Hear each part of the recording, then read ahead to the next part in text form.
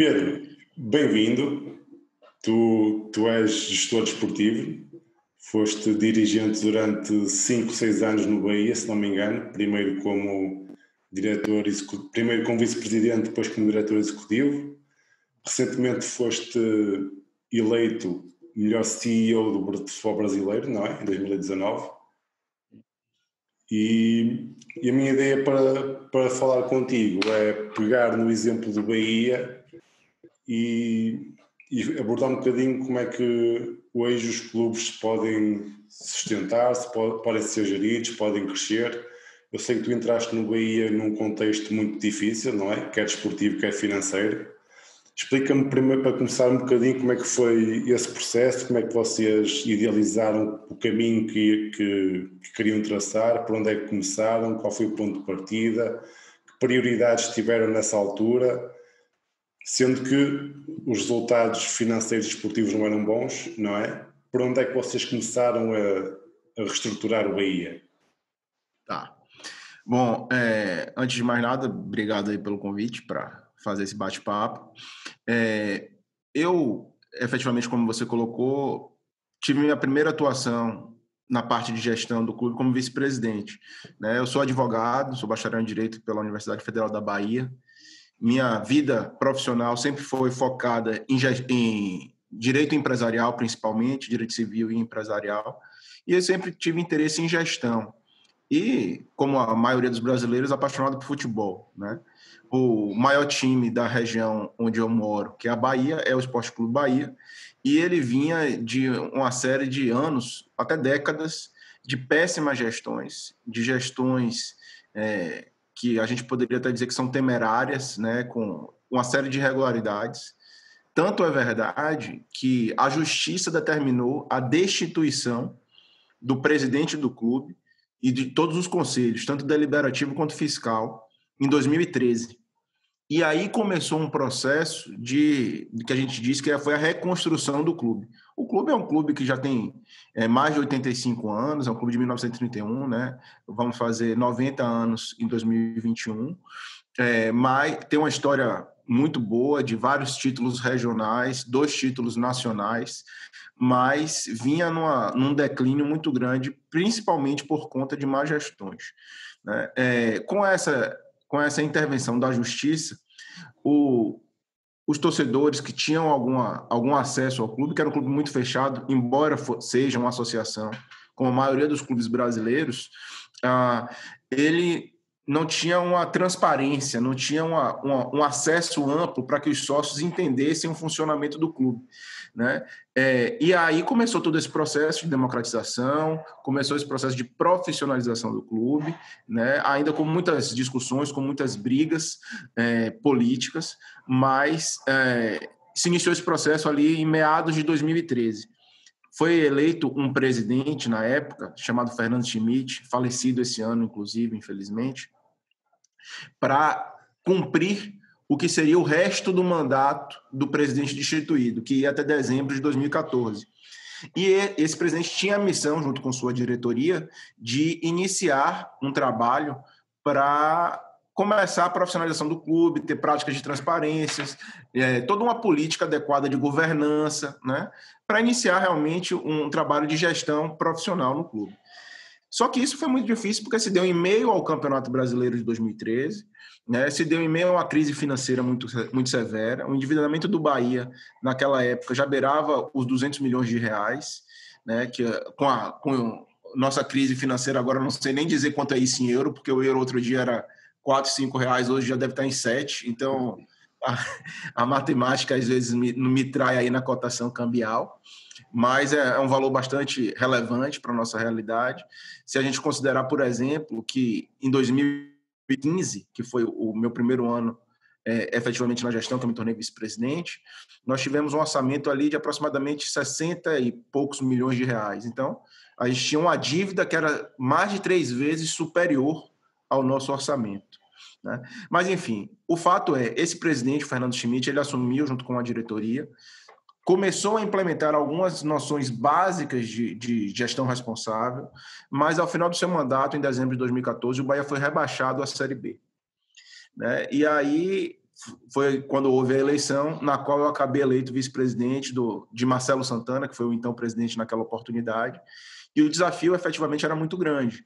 O desafio era, primeiro, consolidar um modelo de profissionalização do clube, com transparência, democracia, né? Ainda devolver o clube à Série A, né, do Campeonato Brasileiro, porque isso tem impactos financeiros relevantíssimos, né? Em todos os aspectos, de questão de direitos de transmissão a quadro social do clube, né? E aí o desafio principal era qual é o nosso projeto para o clube, né? Na hora que você se propõe a ser dirigente de um clube como esse, você se candidata, né? Você tem que ter um projeto.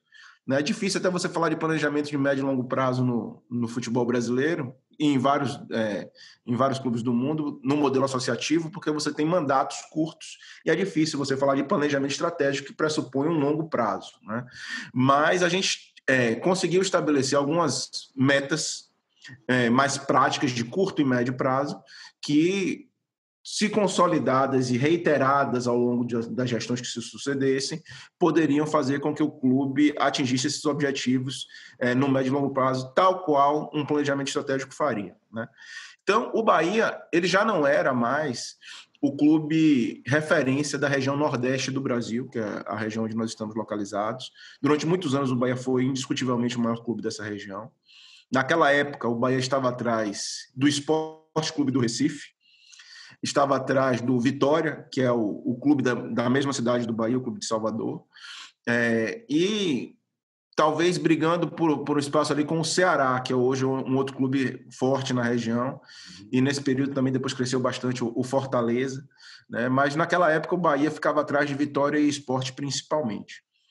E aí nosso objetivo era, vamos consolidar a profissionalização do clube, vamos conseguir resultados esportivos para retornar o Bahia para a Série A do Campeonato Brasileiro, consolidar o Bahia como um clube de Série A do Campeonato Brasileiro, porque aqui no nosso campeonato, desde que se estabeleceu o modelo de pontos corridos, como é na Europa, dificilmente um clube que não seja muito estruturado, ele disputa esse campeonato por vários anos consecutivos. O Bahia, por exemplo, até hoje, nunca disputou mais de 5 anos consecutivos do Campeonato Brasileiro de pontos corridos.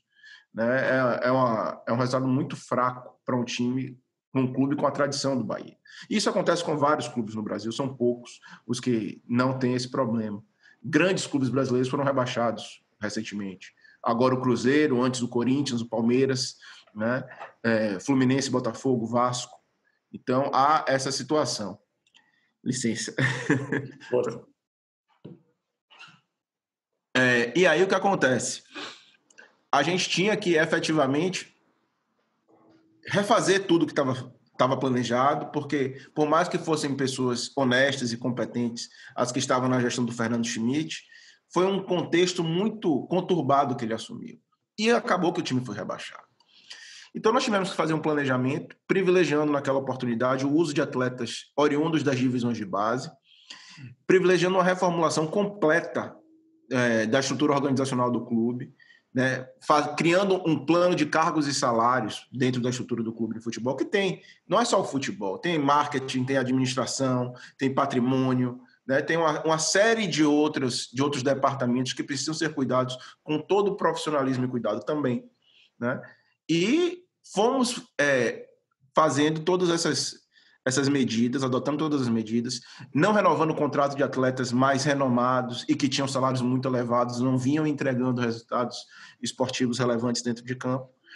E 2015, que foi esse primeiro ano de nosso trabalho, começou de uma forma muito positiva, porque, veja, o Bahia, diferentemente da maioria dos clubes brasileiros, depois que teve essa intervenção judicial, ele acabou com a quantidade grande de representantes estatutários, né, de representantes políticos. Só tem um presidente e um vice-presidente, acabou. Aqui no Brasil é muito comum você ter um vice-presidente de futebol, um vice-presidente médico, um vice-presidente de marketing, um vice-presidente administrativo, e aí você faz um balaio de gatos, como a gente diz aqui na expressão, uma confusão muito grande política, porque muitas vezes essas pessoas vêm do ambiente político do clube para você fazer acordos e conseguir força política, né, e base para você exercer o seu trabalho, e aqui acabou com isso. Então, o Bahia só tinha um presidente e um vice-presidente. Nós sentamos e, quando estabelecemos nosso plano de gestão, além do plano de cargos e salários, nós desenvolvemos um organograma muito racional. O Bahia tinha apenas 3 diretores no clube. O diretor de futebol, que era responsável pelo futebol profissional e das divisões de base. O diretor de mercado, que é responsável pelo marketing comercial, social, comunicação, né? E o diretor administrativo financeiro, que cuida realmente do dia a dia do clube, da parte de patrimônio, manutenção, banco, contas a receber, RH, tudo isso. Então, era uma estrutura muito enxuta, né? Além dos diretores, tínhamos assessoria jurídica, né? Um assessor interno do clube, com escritórios de advocacia contratados externamente, além da parte de ouvidoria, que é uma obrigação, inclusive, legal. E aí começamos a trabalhar dessa forma. De início já trouxemos profissionais de mercado, não foi ninguém político indicado, dos quadros existentes na política do clube. Fomos ao Rio Grande do Sul e trouxemos um profissional de marketing de lá, que era referência no Brasil, porque o Internacional de Porto Alegre era o clube naquela oportunidade com o maior número de sócios no Brasil. Né? E o Jorge Avancini, que foi o profissional que nós trouxemos, era o líder de todo esse processo, tinha recebido prêmios de melhor executivo de marketing do Brasil, e a gente tinha informação de que havia algumas divergências lá de caráter político, então nós fizemos uma proposta e trouxemos o Avancini para cá. O diretor de futebol trouxemos também de um outro clube que disputou a Série B na época, o América Mineiro, fez uma boa campanha, chamado Alexandre Faria, que tem uma história no futebol, né? Passou por outros grandes clubes brasileiros, Vasco da Gama, Sport Clube do Recife. E o diretor administrativo e financeiro nós trouxemos aqui da Bahia mesmo, embora nunca tivesse sido envolvido com o futebol, que é um profissional de alto gabarito, um dos melhores profissionais com quem eu já trabalhei, chamado Marcelo Barros.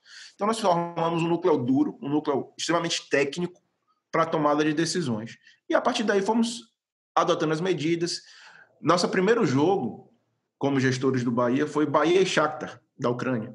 O Bahia tinha acabado de ser rebaixado para a Série B, a autoestima do torcedor estava, evidentemente, machucada, e a gente conseguiu fazer um jogo internacional que o Bahia não fazia há muitos anos. Esse jogo veio de um contato do próprio Jorge Avancini, né, que o Shakhtar veio fazer um tour no Brasil, fez várias partidas, e a gente conseguiu incluir o Bahia nesse tour. O Bahia foi o primeiro jogo, inclusive.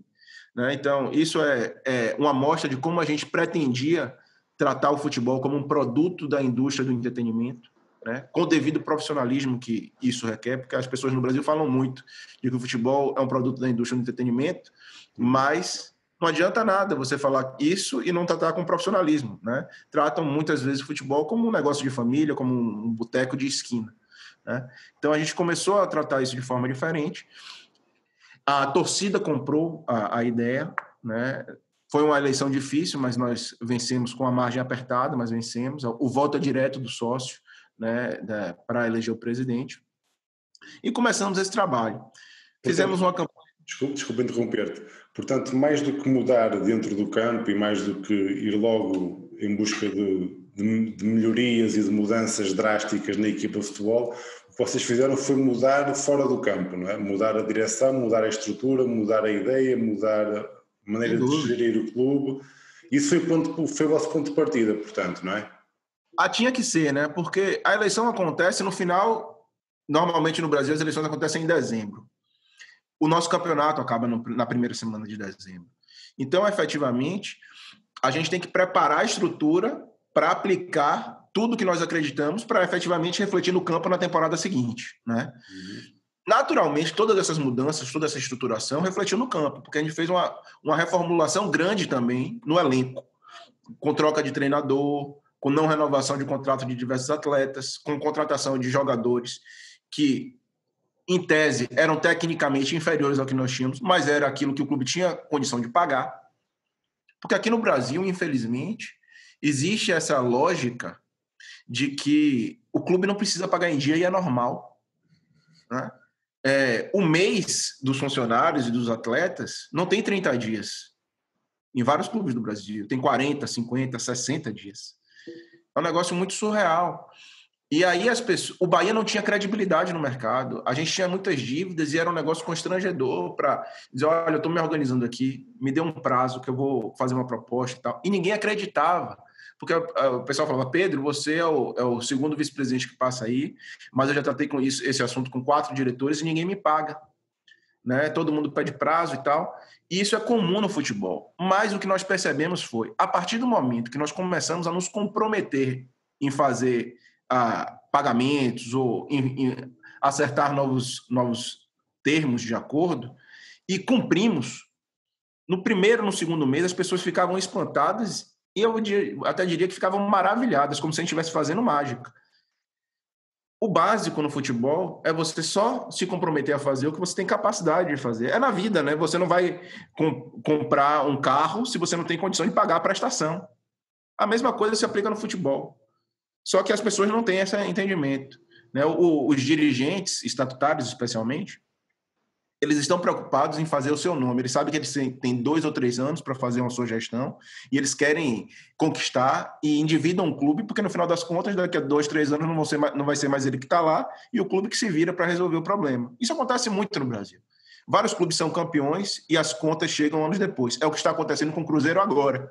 O Cruzeiro foi bicampeão da Copa do Brasil nos últimos 3 ou 4 anos, né? E agora está disputando a Série B, e iniciou o campeonato com menos 6 pontos, porque foi punido pela FIFA, por não pagar a aquisição de um atleta. Né? Então, e ainda corre risco em outro processo de ser rebaixado imediatamente para a Série C. Esse é um exemplo que não me chama atenção, porque é a realidade do futebol brasileiro. O estranho é só ter acontecido com o Cruzeiro até hoje. A verdade é essa. No fundo, hipoteca-se a sustentabilidade dos clubes e dos projetos em nome de resultados esportivos imediatos, não é? Exatamente. Isso é o grande problema do futebol atual, é o grande problema dos clubes. Como é que vês essa situação, de modo geral? Olha, o que falta, na verdade, é o entendimento de que as pessoas que estão à frente do clube, elas não têm que gerir o clube pensando nelas. Elas têm que gerir pensando na sustentabilidade do clube no médio e longo prazo. Né? São vários exemplos que deixam isso claro. São várias tomadas de decisão que acontecem no dia a dia que vão revelar quem é o dirigente que está à frente do clube. Se ele está preocupado efetivamente em tomar as medidas mais adequadas para tornar o clube forte no médio e longo prazo, ou se ele quer apenas ser populista, se ele quer apenas ter conquistas dele enquanto dirigente, para deixar um legado como se fosse dele, como se fosse um grande vencedor, e as contas vão chegar, porque a conta sempre chega. Né? Os tributos, vários clubes brasileiros devem milhões, centenas de milhões de reais em tributos. Isso é crime, tá? E os caras não são presos, ninguém é preso, porque o nosso país, infelizmente, é um país da impunidade. E isso é uma coisa que ajuda muito esse modelo completamente não profissional que nós temos. Né? Só que, mais cedo ou mais tarde, o Estado vai cobrar. Agora, os bancos cobram logo. Né? Os bancos cobram imediatamente, os prestadores de serviços cobram. Pra você ter noção, hoje o Bahia paga mais de... Eu não sei porque eu já saí do Bahia, né? Mas o Bahia seguramente paga mais de 400 mil reais por mês para a Justiça do Trabalho, para amortizar das inúmeras dívidas que o Bahia tem com ex-funcionários do clube. Ex-jogadores que entraram na Justiça por falta de pagamento, ex-funcionários, ex-treinadores, ex-dirigentes, né? Então, é uma dívida muito grande, de milhões, decorrente de quê? De responsabilidade. Aí você fala, poxa, se o Bahia pudesse juntar o que paga de dívidas trabalhistas, o que paga de débitos tributários, né, repactuados com a União, e botar isso na folha de pagamento, o clube teria mais uns 4 jogadores de altíssimo nível para disputar a competição. Então, o que é que isso mostra? Isso mostra que a gestão irresponsável, ela torna o time mais fraco. Né? Isso é indiscutível. Né? Mas, enfim, o nosso desafio, quando a gente entrou no Bahia, era estruturar o clube, dar uma gestão profissional ao clube e, claro, em paralelo, fazer com que o clube tivesse resultados esportivos, porque sem resultados esportivos, mesmo a melhor gestão não é valorizada e não tem continuidade no seu projeto. Porque você pode estar fazendo um baita trabalho, mas se você não entrega os resultados esportivos, no final do seu mandato, o sócio, o torcedor vai dizer, vai embora porque eu quero ser campeão. Vai embora porque eu quero disputar a Série A. Vai embora porque o meu clube não é banco. Eu não quero saber se você está tendo lucro ou prejuízo. Eu quero saber do time ter faixa no peito e taça na prateleira. É isso que importa. Isso é um problema, não é? Porque vocês, os gestores neste caso, como é que conciliam essas duas vertentes? Como é que vocês tentam ser responsáveis ao mesmo tempo serem ambiciosos desportivamente? Como é que vocês conciliam isso? O que é que vocês, ao que é que dão mais importância, digamos assim? Olha, a virtude... Tu também já escreveste isso, que tem a ver com o sucesso duradouro e o sucesso por acaso, não é? Sim. E no mandato de 3 anos, por exemplo, vocês podem ter sucesso, mas ser por acaso. E podem não ter sucesso, mas podem ter sucesso no 4º e no 5º. Como é que se concilia isso? Como é que se joga nesses dois tabuleiros? Olha, a virtude, para mim, ela está sempre no equilíbrio, né? Você não pode ser estritamente cartesiano, pensar unicamente no aspecto financeiro do clube, administrativo, mas você tem que ser o máximo responsável. Você tem, eventualmente, que ser um pouco ousado, saber arriscar, mas os riscos precisam ser calculados, né? Eu discordo muito. Eu acho um dos melhores livros do futebol é A Bola Não Entra Por Acaso, né, do Farhan. Mas eu acho que eu discordo muito. A bola entra por acaso e entra bastante por acaso, né? No nosso primeiro ano, nós chegamos à final da Copa do Nordeste, que é uma competição das mais importantes regionais do Brasil, né? E o Bahia não ganhava aquela competição há 14 anos, 13 anos, e nós perdemos a final. Se nós ganhássemos aquela final com 3, 4 meses de trabalho, dava para dizer que aquilo era fruto efetivo de um trabalho bem desenvolvido? Não é. Não é. Claro que teríamos muitos méritos, né, de ter montado um elenco, de acreditar na filosofia e tudo mais, mas o Ceará, que nos venceu naquela oportunidade, ele vinha fazendo trabalho há alguns anos, com muito mais consistência, né, com um elenco que já jogava junto há muito tempo, com a forma de jogar bem definida, com a gestão administrativa política muito, muito sólida. Tanto é assim que, né, nos últimos 10 anos, na minha concepção, o clube que mais vem crescendo de forma consistente no Nordeste é o Ceará. Então, aquilo ali aconteceu e os deuses do futebol, né, poderiam ter feito a gente ganhar. E aí o Ceará não teria esse trabalho reconhecido. Então, a bola entra por acaso, disso eu não tenho dúvida, né? Mas o que cabe a gente é tentar fazer com que todo o trabalho desenvolvido, todas as decisões tenham seus fundamentos, né, para efetivamente buscar o crescimento, né? O final das contas é o seguinte: o objetivo de qualquer clube de futebol é ter sucesso desportivo. Não adianta a gente ter um superávit no final do ano, não adianta a gente ter o reconhecimento do mercado, de uma gestão responsável, se o clube não tem um resultado esportivo. Foi o que aconteceu em 2015. Em 2015, nós fizemos uma gestão administrativamente fantástica, conseguimos fazer o Bahia ter as certidões negativas de débitos, o que no Brasil é uma raridade. Quer dizer, o Bahia mostra que não tem dívida com a União Federal, não tem dívida na Justiça do Trabalho, não tem dívida com ninguém, com bancos, etc. e tal. E a gente conseguiu apresentar isso depois de anos, sem que o Bahia não tivesse, mas pagamos tudo em dia, etc. e tal, mas no final do ano o Bahia continuou na Série B, a gente não subiu de divisão, não conseguimos a promoção. E o que aconteceu no final desse ano? Protestos, pedidos de que a diretoria renunciasse. O presidente e eu fomos eleitos muito jovens. Marcelo foi eleito com 32 anos, salvo engano, eu fui eleito com 29. E aí a gente tinha virado estagiário, né? Nós não tínhamos capacidade, não teríamos capacidade nem competência para gerir um clube do tamanho do Bahia. Crise política, torcida organizada fazendo protesto na frente da casa dos dirigentes, dizendo que o terror ia começar, pichações, etc. e tal. E aí nós entendemos o seguinte: olha, o que nós fizemos de certo, nós temos que manter, foi a parte administrativa, financeira, marketing, mas nós precisamos ser mais audaciosos, mais ousados no futebol. E o Bahia, desde então, veio crescendo, né? Quando terminou a nossa gestão, eu como vice-presidente, em 2017, nós tínhamos devolvido já o Bahia Série A do Campeonato Brasileiro, nós fomos campeões do Nordeste, depois de 15 anos sem que o Bahia conquistasse esse título. Nós fizemos uma campanha boa no Campeonato Brasileiro. Até as últimas rodadas, o Bahia tinha chance de buscar uma vaga na fase preliminar da Copa Libertadores, né? E houve uma frustração grande porque o Bahia não conseguiu. E aí eu falava em alguns eventos, poxa, que bom que a frustração que os torcedores do Bahia têm hoje é de não conseguir uma vaga para a Libertadores, porque quando eu assumi, a frustração era jogar a Série B. E há 10 anos, a frustração era que o Bahia jogava a Série C, né? Em 2007, o Bahia disputava a terceira divisão do futebol brasileiro. Então, isso mostra como o clube vem evoluindo. E isso muito passa pela profissionalização, né? E aí, nós entregamos o Bahia, ao final da nossa gestão, como um clube estabilizado na série, financeiramente, administrativamente, como um clube que fez uma campanha decente na Série A do Campeonato Brasileiro. Naquela oportunidade, e até hoje, fizemos a maior pontuação do Bahia no Campeonato Brasileiro da Série A.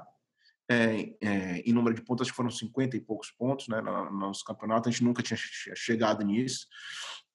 E, enfim, deixamos em alta o clube. As pessoas queriam que nós fôssemos para a reeleição, mas decidimos não ir. Existem outras questões políticas que envolvem essas circunstâncias de clube, e o desgaste também é muito grande. Mas, pouco tempo depois, o candidato que nós apoiamos foi eleito com maioria esmagadora nessa oportunidade, né? A nossa eleição foi uma eleição muito mais difícil. Nós ganhamos por menos de 10% de diferença. Nesse caso aqui, o candidato apoiado por nós teve mais de 80% dos votos. Foi uma diferença absurda. E esse candidato, o atual presidente Guilherme Belintani, me convidou para retornar ao clube como diretor executivo, para tocar alguns projetos específicos que me interessavam bastante, e também para ser um elo, né, de ligação, porque por mais que Guilherme seja um profissional, um executivo altamente competente, ele não tinha experiência com futebol. Eu acabei aceitando essa proposta, tive alguns desgastes, e o modelo de gestão de Guilherme é efetivamente muito diferente de Marcelo e do meu. Querendo ou não, eu saí de uma posição em que eu estabelecia as diretrizes e as políticas e passei a executar as diretrizes e políticas estabelecidas por outra pessoa. Isso gera alguns desgastes, mas também gera um aprendizado profissional relevante, né? Então, acho que foi uma experiência engrandecedora para mim. Pude tocar esses projetos de desenvolvimento do novo centro de treinamento do Bahia, que para mim foi muito gratificante. Eu participei desse processo de retomada do centro de treinamento, que foi um processo judicial, que nós tivemos que entrar no início da gestão que eu participei como vice-presidente, até a recuperação judicial, até a recuperação física do CT, né? Reformas e entrega efetiva de um dos melhores centros de treinamento do Brasil hoje, que é o Centro de Treinamento Evaristo de Macedo, a cidade tricolor, que é onde o Bahia tem sua sede administrativa e de futebol. Desenvolvemos marca própria de produtos, uma série de inovações. E, enfim, a gestão do Bahia hoje ela é altamente reconhecida no Brasil, é uma gestão premiada, né? Não só eu já fui premiado com questões individuais, mas diversos outros profissionais do clube, tanto da parte administrativa quanto da parte de marketing, especialmente. Mas, efetivamente, no futebol, a gente acaba devendo um pouco, porque o máximo que o Bahia conseguiu nesses 3 anos de Guilherme foi ser campeão estadual, né? O que é pouco significativo, né, diante da grandeza do clube. Meu envolvimento com o futebol foi diminuindo paulatinamente, porque eu voltei para cuidar de outros projetos, e felizmente esses projetos foram bem entregues. Guilherme acabou, com o passar do tempo, se assenhorando mais do desenvolvimento do futebol, junto com o diretor de futebol, Diego Serri, tocando mais de perto as coisas. Querendo ou não, acho que é indiscutível que o Bahia evoluiu, porque nesse período o Bahia não ficou ameaçado por rebaixamento nos campeonatos que disputa. Isso é importante, né? Porque, como eu te falei, os clubes do futebol brasileiro, dificilmente eles se consolidam como clubes de Série A, né? Que jogam por anos e anos sem riscos de rebaixamento. São poucos que têm esse status hoje, né, no Brasil. E é importante ter uma consistência de participação na competição por anos para você se estabilizar e aí sim, efetivamente, você ter voos maiores consistentes, não ser uma obra do acaso, né? Eu acho que o Bahia já pode galgar esses voos maiores. Por quê? Porque, primeiro, tem uma solidez administrativo-financeira, né, que foi construída nesses últimos anos, porque tem um centro de treinamento de excelência. O centro de treinamento, para mim, é o que possibilita o desenvolvimento máximo dos seus profissionais, né? Atletas, divisão de base, comissão técnica, enfim, toda a preparação física que faz muita diferença e vai fazer especialmente num ano como esse, atípico, por conta da pandemia. Então, o Bahia tem que agora ser mais ambicioso, e mais ambicioso no aspecto que mais importa, que é o esportivo, né? O Bahia, ele precisa se incomodar mais, é o que eu já falava, né, quando eu participava ainda da diretoria, eu falava, olha, eu vejo o incômodo quando o time perde, né, mas o incômodo no futebol, ele é um negócio, aliás, na vida, né? Não adianta você se incomodar quando os resultados não acontecem. O incômodo puro gera uma resignação, né? Você tem que se incomodar, se irritar e agir, né? A autocrítica sozinha não leva ninguém a lugar nenhum. A autocrítica tem que vir acompanhada das ações para fazer os reparos. E, para mim, os reparos necessários, ele vem com ambição. Ele vem com essa ambição aliada, claro, à responsabilidade, que pode fazer com que o clube cresça mais na mentalidade. Nos investimentos, o Bahia já cresceu demais em investimento, na minha opinião. O Bahia até gasta muito com futebol. Informações que eu tenho, por exemplo, de que tem atletas no Bahia que ganham mais do que no Atlético Paranaense, em média. O Atlético Paranaense hoje é um dos maiores clubes do Brasil, na minha opinião. É o clube referência para mim, porque começou esse projeto de profissionalização desde a década de 90. É um clube que não era sequer o maior clube do seu estado, que é o Paraná, que é o estado do Paraná, né? O Coritiba era o maior clube do estado. Hoje é indiscutivelmente o maior clube do estado. Foi recentemente campeão da Copa do Brasil, campeão da Sul-Americana, está constantemente disputando Copa Libertadores. Nunca se fala em risco de rebaixamento do Atlético Paranaense.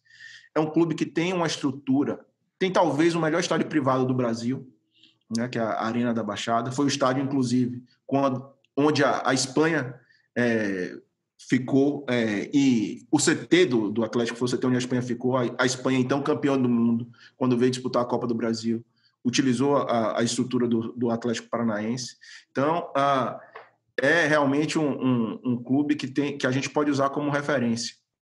E o Atlético Paranaense ele tem uma linha muito mais ambiciosa, uma linha que valoriza suas divisões de base, que começou no Brasil um projeto de sub-23, antes de existir Campeonato Brasileiro sub-23, né?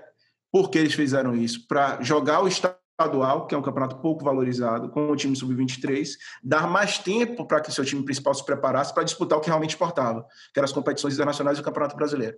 Né? Então, com isso, o que o Atlético conseguiu fazer? Ele conseguiu crescer como clube, como time, conseguiu performar e, consequentemente, ele conseguiu cortar um caminho. Porque o que acontecia? Os clubes brasileiros fora do estado do Rio, de São Paulo, do Rio Grande do Sul, que é onde está o Grêmio e Inter, e Minas Gerais, Cruzeiro e Atlético Mineiro, eles tinham uma dificuldade grande de ter um mercado aberto para a Europa.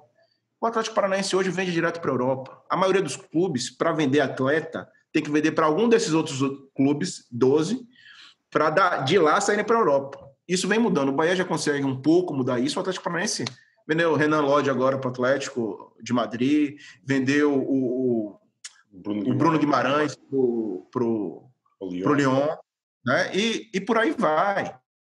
E são inúmeros atletas que ele revela, e isso gera muito dinheiro, porque as vendas dele são muito boas. Né? Não existe mais esse preconceito, ao menos de fora do Brasil para cá. Dentro do Brasil ainda existe, né? Porque a gente tem uma mentalidade um tanto quanto conservadora em dizer quais são os clubes grandes ou não. Mas eu gosto muito de espelhar esse modelo do Atlético Paranaense em termos de desenvolvimento de trabalho de médio e longo prazo. Né? Mas, enfim, o Bahia ele vem por esse caminho, mas o Atlético Paranaense tem uma coisa que eu não vejo em nenhum outro clube. O Atlético Paranaense, há uns 20 anos, colocou a meta dele lá. Eu quero ser campeão do mundo, salvo engano, em 2024. Isso todos os funcionários sabem, porque isso é repetido constantemente. Isso entra na mentalidade. A mentalidade não pode ter acomodação. Né? A mentalidade é o principal para você mudar a cultura, né? Aquela história. Não adianta você ter o melhor planejamento estratégico, não adianta você ter as melhores políticas, se no dia a dia, se na prática você não implementa aquela cultura, né? Tem uma frase de um autor de livros de administração que fala que a cultura come o planejamento no café da manhã. É exatamente isso, né?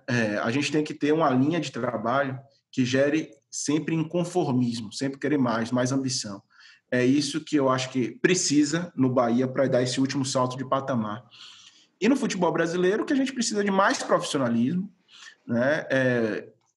Acabei... Desculpa interromper, porque falas muito na profissionalização de estruturas, da parte de gestão dos clubes. Até que ponto é que isso é decisivo para um clube? Olha, no médio e longo prazo isso é fundamental. Isso é fundamental porque, veja, o Atlético Mineiro, por exemplo.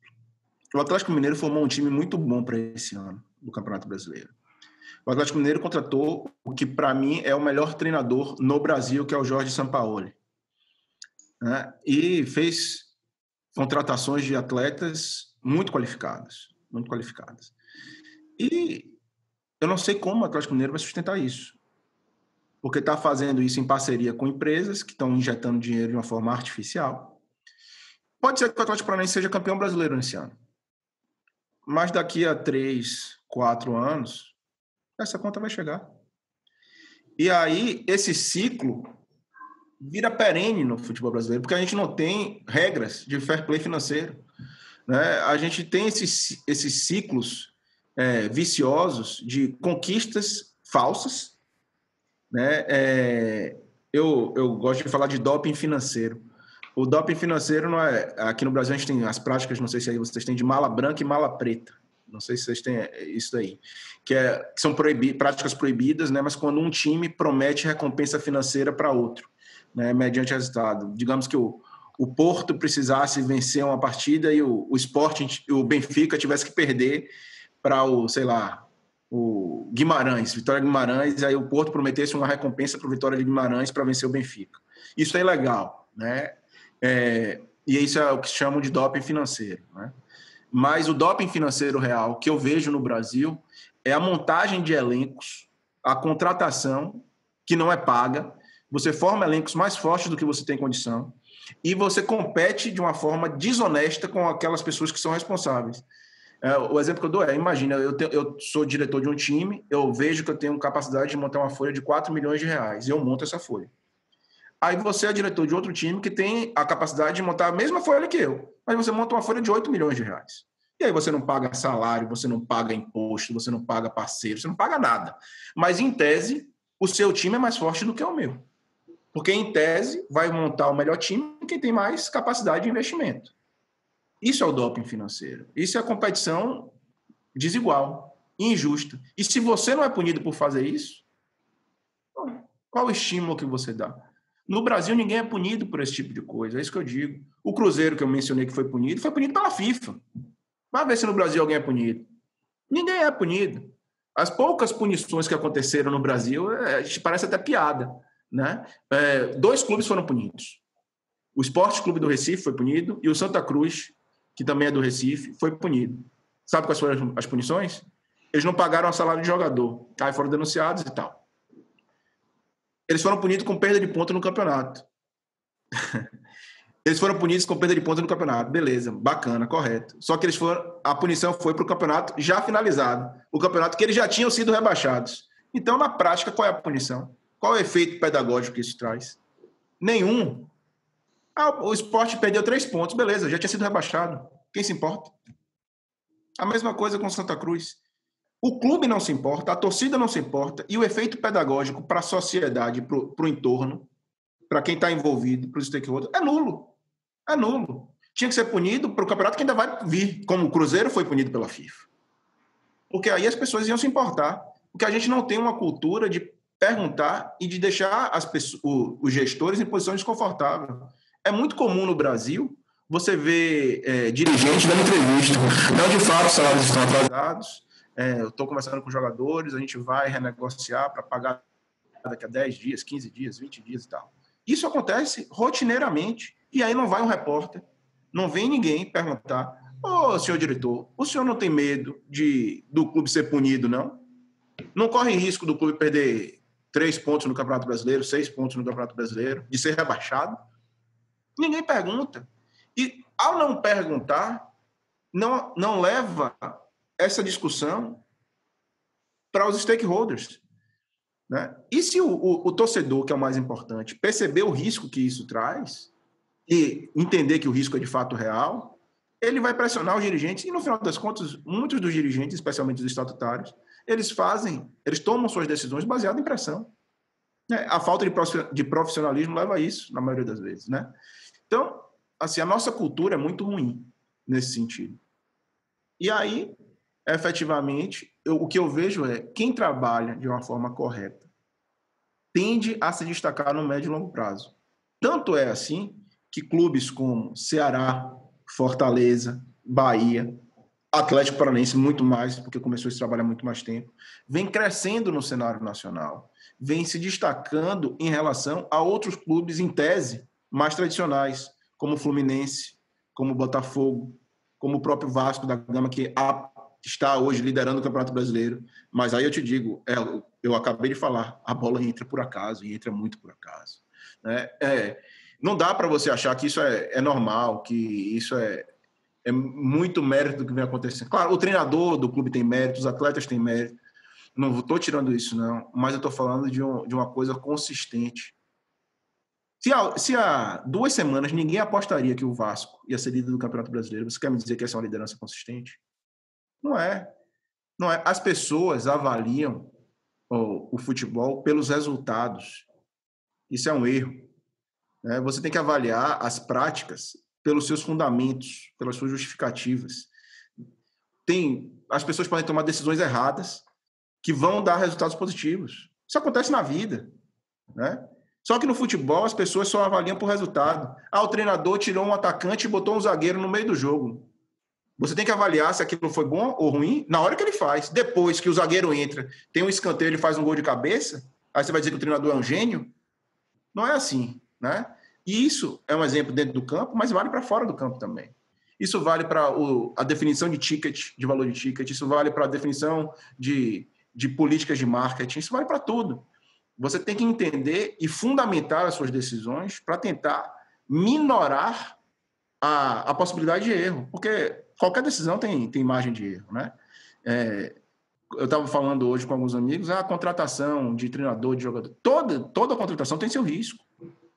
A gente não tem uma fórmula perfeita de dizer que vai dar certo. O que você tem que fazer é estudar, buscar todas as informações possíveis para tentar garantir que o risco é o menor. Mas ainda assim pode dar errado. Né? Ainda assim pode dar errado. Grandes contratações foram feitas que deram errado. Contratações que foram apostas, que em tese tinham muito mais possibilidade de dar erro na visão do torcedor, deram certo. Isso acontece em vários clubes do Brasil. Por exemplo, Daniel Alves no São Paulo. Deu certo ou deu errado? Para mim, até hoje, deu errado. Um dos melhores jogadores do mundo, o melhor lateral direito disparado, provavelmente um dos melhores jogadores no Brasil, mas não rende. Por quê? Porque o São Paulo não tem um modelo de jogo. O São Paulo é uma confusão política. Né?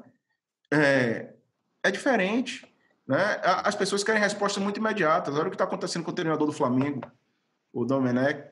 Quer dizer, o cara acabou de chegar, não teve nem tempo de treinar e já tem gente questionando o trabalho dele.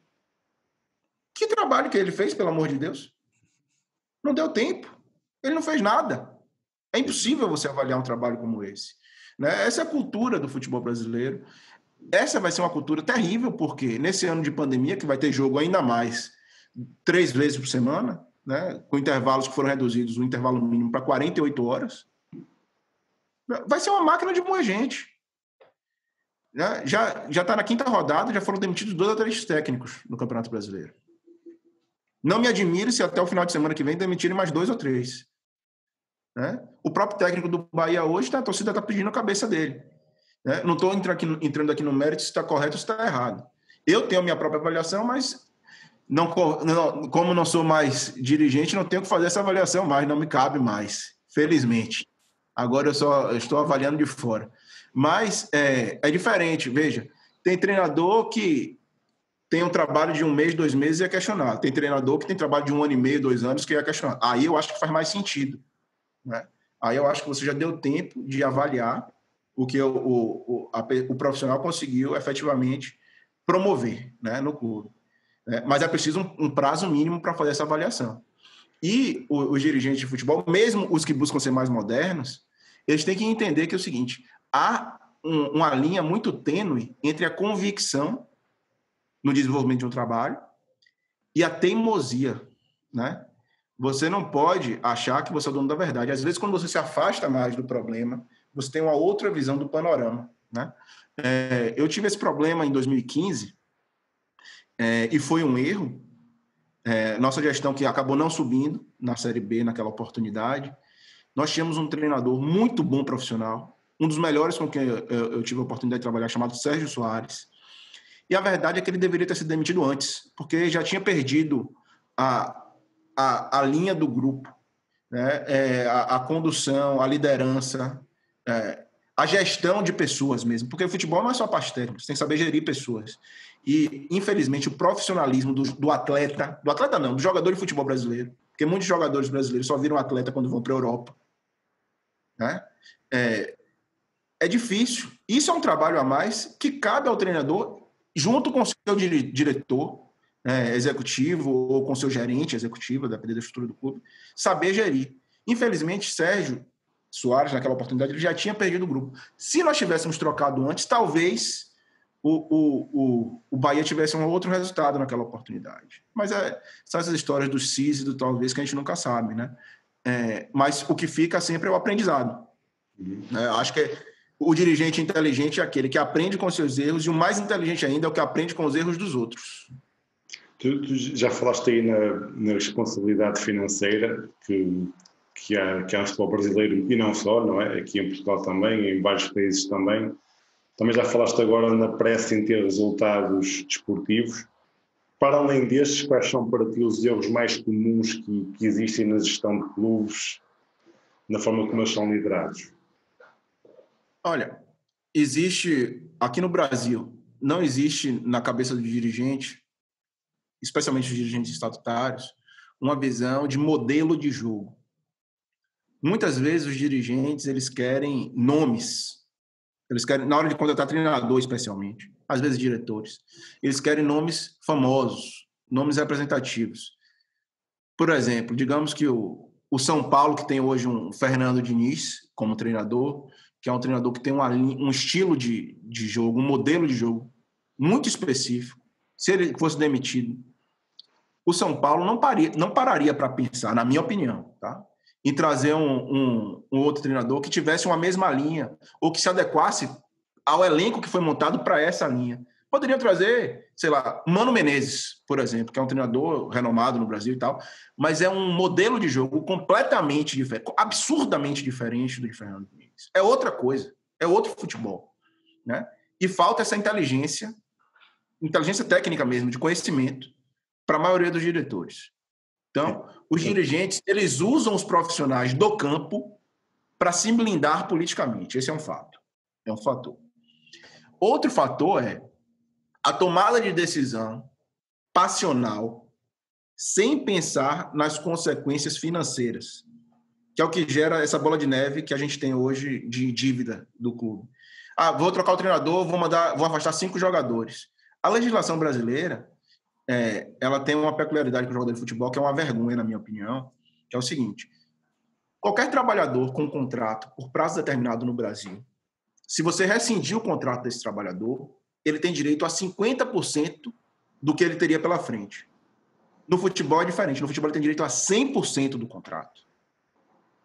Ou seja, se você mandar um jogador embora, você tem que continuar pagando ele do mesmo jeito. É uma loucura.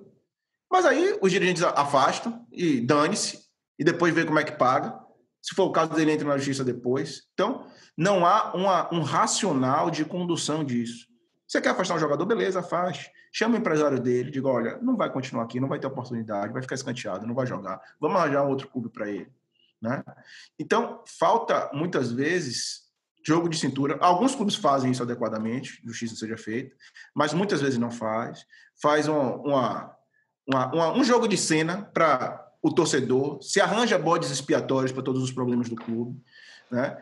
Então, assim, o grande problema, no final das contas, na minha concepção, é que no nosso modelo associativo de clubes, e eu não tenho nada contra o modelo associativo, eu acho que é possível ter sucesso nesse modelo, apesar de eu preferir, por alguns motivos, o modelo empresarial, o modelo misto, né, como o alemão, por exemplo, há uma falta de líderes técnicos, líderes com conhecimento adequado para estar à frente desse clube. Por quê? Porque há muita política envolvida, né? E a política faz com que haja instabilidade do desenvolvimento de trabalhos técnicos profissionais. Isso não vale só para o campo, não. Isso vale para marketing, isso vale para administração, isso vale para tudo. E reflete em tudo. Claro que no campo é onde mais o torcedor vê, né? Eu diria que esses são os principais problemas. Estruturalmente, então, o futebol brasileiro é uma piada. O futebol brasileiro não tem... Você aí talvez tenha conseguido assistir alguns jogos do Campeonato Brasileiro depois que o Jorge Jesus veio para o Flamengo. O futebol brasileiro não é um produto vendido para fora do país. É uma vergonha. O futebol brasileiro inexiste internacionalmente. Só a seleção brasileira. Mas o futebol brasileiro inexiste. Pô, você vai para a Inglaterra, você consegue ver o campeonato peruano, meu amigo. Você não consegue ver o campeonato brasileiro. Ninguém pensa. Nossos horários de jogos são ridículos, são péssimos, né? O nosso calendário do futebol brasileiro, o produto premium, que é o Campeonato Brasileiro da Série A, fica espremido em 8 meses. Por quê? Porque você dá meses para estaduais, que ninguém se interessa por estadual. São produtos deficitários, à exceção talvez do estadual de São Paulo, né? E do Rio Grande do Sul, que o pessoal lá é bem barrista. Mas você espreme o seu produto premium para ter jogo quarta e domingo, para não parar em data FIFA. O Brasil não para em data FIFA. O Brasil não tem um mês inteiro de férias. A maior piada, na minha concepção, é o Brasil não ter uma janela de transferências adequada. No Brasil, o Campeonato Brasileiro termina em dezembro. Até setembro ou outubro, se eu não me engano, os times podem inscrever atletas na competição. O que é isso? Isso beneficia o amadorismo, sabe por quê? O time começou a jogar mal, então vamos fazer o seguinte, vamos demitir 5, vamos contratar mais 5, vamos endividar o clube todo, e como não tem janela de transferência, eu faço isso a qualquer momento. Não existe isso no mundo, não existe isso. Concordas então que para começar a mudar é preciso virem decisões importantes de cima, de quem manda... Com certeza. Saiu agora, na semana, eu acabei de escrever sobre isso, deve ser publicado daqui a uns dias. Saiu agora o calendário da CBF de 2021. O Campeonato Brasileiro vai acabar em fevereiro. Menos de uma semana depois começam os campeonatos estaduais. Quer dizer, o que é isso? O que é isso? Quem se importa com isso? Não vai dar férias para o jogador? Não vai fazer nada. Aí vai ter Copa América, não vai parar, o Campeonato Brasileiro continua no meio da Copa América. Pode ser que um time brasileiro, se tiver um atleta convocado, perca esse atleta por mais de 12 ou 15 rodadas do campeonato. E quem se importa? Dane-se. Quem promove o Campeonato Brasileiro? Ninguém. Ninguém promove o Campeonato Brasileiro. Ninguém para pensar. É o que eu digo. O futebol é um produto da indústria do entretenimento. Pô. Para. Não é. No Brasil, não é. Pode vir a ser. Algumas pessoas estão tentando transformar, ao menos o seu clube, no produto da indústria do entretenimento. Mas o futebol brasileiro não é. É mentira. É mentira. O maior game do futebol brasileiro chama Cartola FC, que é um gamezinho que você escala seu time e tal, por rodada, tem as avaliações, bacana. Quem é que produz esse game? É a CBF? São os clubes? Não. É a Globo. A Globo que é a detentora do direito de transmissão. Quer dizer, veja se a Premier League permitiu um negócio desse. Não. É um amadorismo que não tem explicação. O que eu espero é que esse tipo de coisa... Os direitos de transmissão no Brasil são uma lástima. Teve uma confusão agora, não sei se você acompanhou, com o presidente com a medida provisória, que quer mudar. para ser direito do mandante e tal. Quem tem que pensar nisso são os clubes e a CBF. Isso aconteceu porque o Flamengo estava brigando com a Globo, foi ao presidente, que é desafeto da Rede Globo, foi lá buzinar no ouvido dele, ele fez a medida provisória, que é uma medida provisória com efeitos positivos para o futebol brasileiro. Mas o que é que vai acontecer? O Congresso vai deixar ela lá no canto, ela vai caducar, que é a expressão que nós temos aqui, que ela vai perder os efeitos dela daqui a uns 2 meses, e acabou. E vai voltar a ser o que é. Por quê? Porque nós não temos uma instituição capaz, uma instituição competente para pensar o futebol brasileiro como produto. O que eu espero é que os clubes, percebendo isso, porque qualquer imbecil é capaz de perceber isso, eles tomem alguma atitude e formem sua liga de clubes, sua associação de clubes, porque a CBF tem que administrar a Seleção Brasileira de Futebol. Já está provado por A mais B que a CBF não consegue administrar adequadamente o Campeonato Brasileiro. Não consegue. E os clubes individualmente só pensam em si e não desenvolvem o produto. Se o produto fosse melhor desenvolvido, todos os clubes ganhariam mais. Isso é óbvio. Não adianta você querer ter um bolo, um bolinho pequeno, um cupcake, sendo que você pode ter uma fatia muito maior de um bolo enorme, que é o produto do Campeonato Brasileiro. Só que ninguém para pensar nisso. Ninguém não. Eu sei que algumas pessoas param. Por isso. Hã? Em Portugal temos o mesmo problema. Por isso não é algo inédito também aqui. Olha, tu já tiveste essa experiência no Bahia, que é de começar um projeto quase praticamente do zero.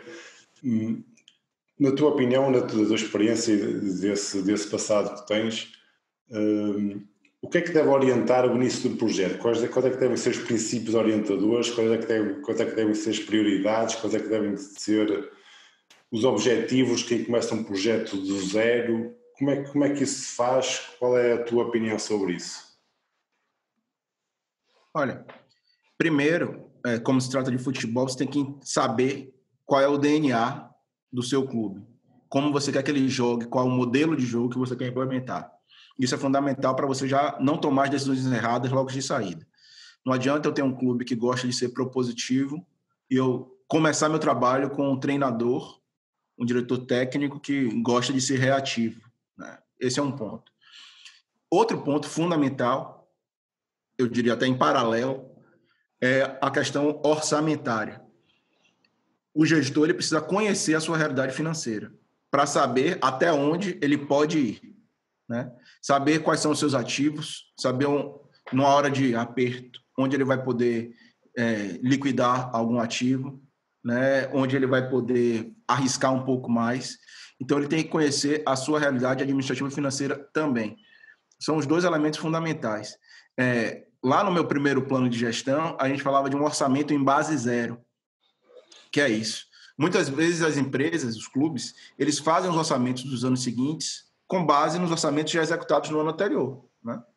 Só que na nossa visão, os orçamentos executados no ano anterior são de anos que fracassaram, então eu não posso basear meu trabalho naquilo. Então eu tenho que começar do zero.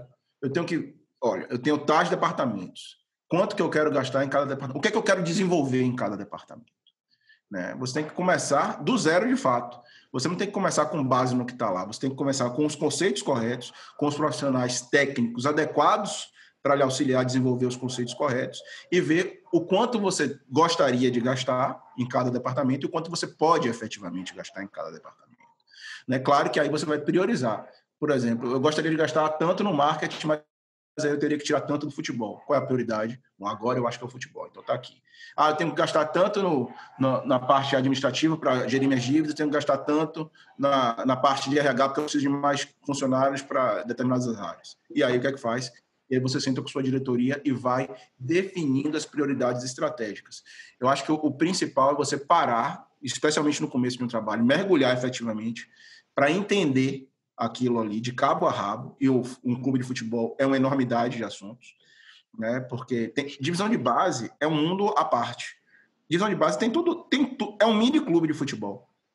Você tem a parte de RH, a parte administrativa, financeira, né? Você tem tudo que um clube de futebol tem, em várias categorias, né? 20, 17, 15 aqui no Brasil, que são as mais tradicionais. Agora o 23, que é um período de transição final entre a base profissional. Então, você tem que entender todo aquele contexto para planejar. E, para planejar, você precisa saber qual é a missão do seu clube, né? Aquela missão, visão, valores, tudo isso bonitinho que a gente vê em várias empresas. No clube de futebol, muitas vezes ninguém nem fala o que é isso. Claro que eu não diria que isso é algo imprescindível, mas eu acho que é algo muito importante para você ter os pilares fundamentais de sua gestão, de saber como você vai desenvolver e que, no final das contas, cada ação que você adota, ela reflete nessa missão, nessas visões, nesses valores. Né? É o que eu digo, o Bahia, ele não fez isso, né? Diferente de um Grêmio, por exemplo, que tem isso muito bem definido, inclusive no seu site. Né? Mas o Bahia tem os seus pilares. Né? Os pilares do Bahia é a democracia, é a transparência, é a profissionalização. E o Bahia ele tem um plano de ações que foi desenvolvido para ser executado nesse triênio, né? Nos 3 anos do atual presidente. Se você pegar esse plano de ação e olhar cada ação, uma por uma, você consegue identificar que ela, de alguma forma, reflete nesses pilares estabelecidos. Né?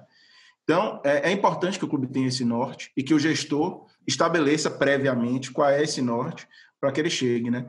Os objetivos do clube são variáveis, notadamente, na minha concepção, devem ser sempre esportivo, né? E, eventualmente, financeiro, não no sentido de lucro, mas no sentido de viabilidade. Claro que no sentido de lucro, quando você está falando de empresa, né? Mas, via de regra, a associação, o objetivo principal em termos financeiros é apenas a estabilidade, né? e a manutenção do bom funcionamento. Mas tem clubes que têm funções culturais, sociais, né? O clube espanhol que só joga com atletas da região, né? Que é uma coisa que tem uma representatividade muito grande, né? Enfim, tem várias nuances no futebol. O diretor do seu clube tem que saber qual é a nuance principal do seu e adotar as medidas adequadas para atingir os seus objetivos. Pedro, estamos a terminar. Vou só dar-te uma última pergunta. Da tua experiência, daquilo que tu lês, daquilo que tu pesquisas, daquilo que tu investigas, como é que achas, como é que perspectivas o futebol do futuro e quais são para ti ou como são para ti os clubes que estarão melhor preparados para esse futuro?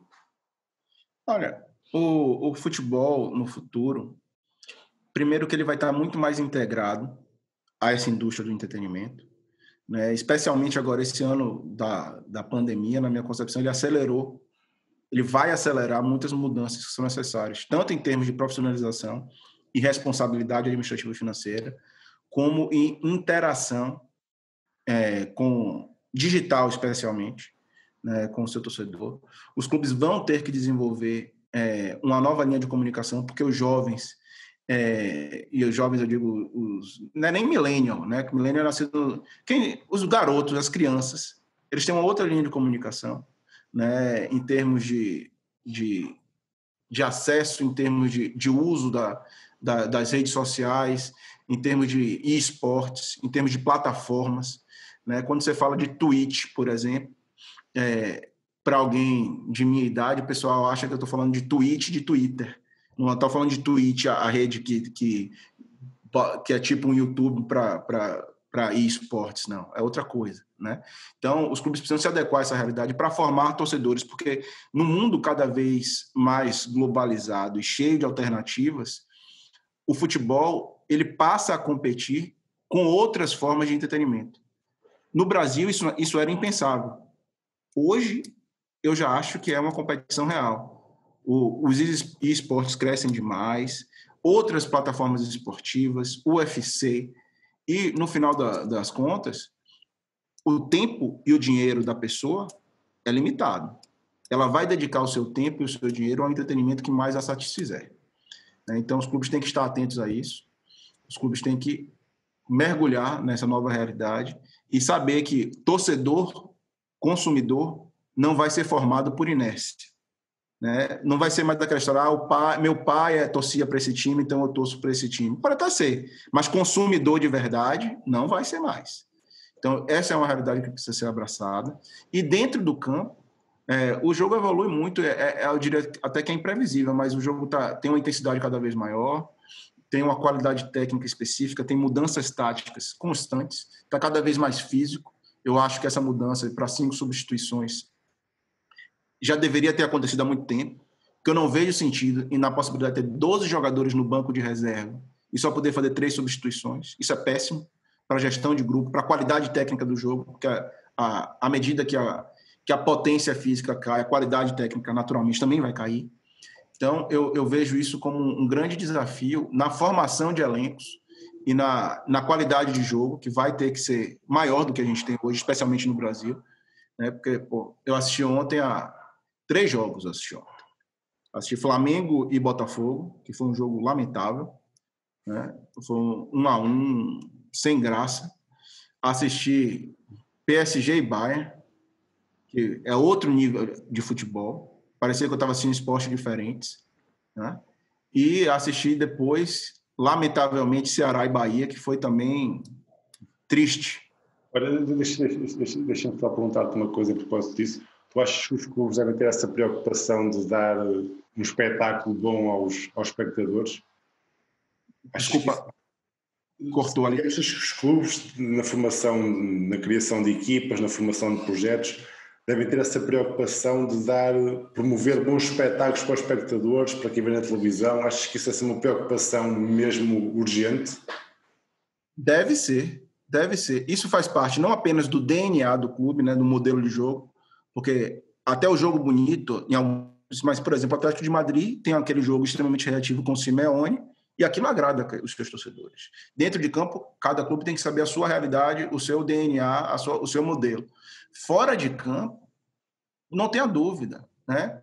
Para assistir na TV um jogo, você quer ter um estádio bonito, você quer a produção da final da Champions, mesmo sem torcida, com tudo lá, com os painéis bonitos, com a taça da Champions, com o logo com o escudo do Real ou do PSG, com o escudo do Bayern, é outra coisa. Quando você vem para a promoção do futebol do Campeonato Brasileiro, meu Deus, dá vergonha. Por isso que ninguém na Europa assiste. Não só por isso, né? Mas por isso também. Você vê campos horríveis. Você vê até os bancos de reserva posicionados do lado errado, aparecendo para a TV. Está errado. São preocupações básicas. As placas, né? Então, assim, a gente não tem a produção do futebol brasileiro como de um produto da indústria do entretenimento, né? Quando a gente chegar nesse nível, talvez as coisas melhorem um pouco. Com certeza os clubes vão começar a faturar mais. E aí, efetivamente, o futebol do futuro, os clubes vão precisar cada vez mais estarem atentos a todas essas alternativas, a falar com todos os públicos, porque a formação dos seus consumidores está mudando. Não adianta o dirigente ter 40, 50, 60 ou 30 anos, estar na faixa dos 30 anos, como eu estive, e achar que ele está falando para o consumidor com a mesma cabeça dele, com a mesma mentalidade dele, com a mesma formação cultural dele. Não é. E se ele mantiver essa linha de comunicação, ele vai perder. Ele vai perder para NBA, ele vai perder para NFL. No Brasil, hoje, o Super Bowl é assistido pra caramba. Eu acho o futebol americano sem graça, mas um bocado de moleque gosta de futebol americano hoje em dia. Por quê? Porque é um evento produzido, é um baita produto de entretenimento para ser produzido. O Super Bowl tem o show, tem aquela coisa toda. O americano sabe produzir evento, né? Sabe entreter, né? Então, NBA é uma referência. E por aí vai. Então, assim, a gente precisa se modernizar e entender, o Brasil é o país do futebol. O futebol é o esporte mais popular do mundo. Não adianta viver de romantismo e viver do que foi construído no passado. A soberba leva à queda, né? É isso que a gente está em vias de ver acontecer. Eu espero que as pessoas se atentem para evitar. Pedro, muito obrigado. Gostaria muito de prolongar isto, mas já começa a ser apertado para ti e para mim. Portanto, ficamos por aqui. Foi um gosto. Foi fantástico ter-te aqui comigo. E felicidades. E a gente vai falando. Que é isso, satisfação. Foi muito bacana a conversa, sempre bom falar sobre futebol. E, pô, quando a gente fala com quem tem uma visão diferente, é até bom, porque complementa, né? Está em Portugal, que querendo ou não, também está muito mais perto das ligas tops do mundo. Eu sei que Portugal também tem os seus percalços aí, com 3 clubes muito à frente dos demais, mas a gente tem margem para crescer e eu acho que tem muita coisa que um pode pescar do outro, como a gente diz aqui, tentar Exatamente. roubar Concordo em absoluto. Pedro, muito obrigado. Um grande abraço para ti. Até a próxima.